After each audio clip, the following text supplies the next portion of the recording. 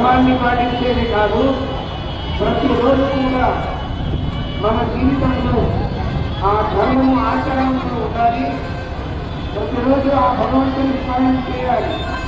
ఏ భగవంతుడు మనందరికీ దేహాన్ని ఇచ్చినాడో, ఏ భగవంతుడు ఈ బ్రహ్మాండం యొక్క సృష్టి చేసినాడో, మనందరికీ శక్తిని అనుగ్రహించినాడో అటువంటి భగవంతుని స్మరణాన్ని ప్రతిరోజు చేస్తూ ఉండాలి, పరోపకారం చేయాలి. ఈ గణపతి ఉత్సవం ఇక్కడ వస్తూ ఉంది. మాత్రమే గణపతి లేవు, ఇక్కడ ఉన్న అందరూ భక్తులు ఉన్నారు కదా, ఈ అందరిలో ఆ గణపతి ఉన్నారు. అందరికీ ఉపకారం చేస్తే, పరోపకారం చేస్తే అదే చాలా గొప్ప ధర్మం అవుతుంది. దానికి ఈ గణపతి ఒక విశేషమైనటువంటి ప్రతీకము.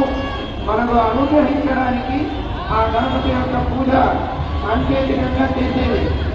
ఈ ఉత్సవంలో చేసిన తర్వాత మరిచిపోకూడదు. ప్రతి ఒక్క మనిషిలో ఆ గణపతి ఉన్నాడు, దేవతలు ఉన్నారు. శ్రీ కృష్ణపరమాత్ముడు, ప్రభు శ్రీరామచంద్రుడు ప్రతి ఒక్క మనిషిలో ఉన్నాడు అని అనుకొని అందరికీ ఉపకారం చేస్తే అది నిజంగా సనాతన ధర్మం యొక్క పాలన అవుతుంది.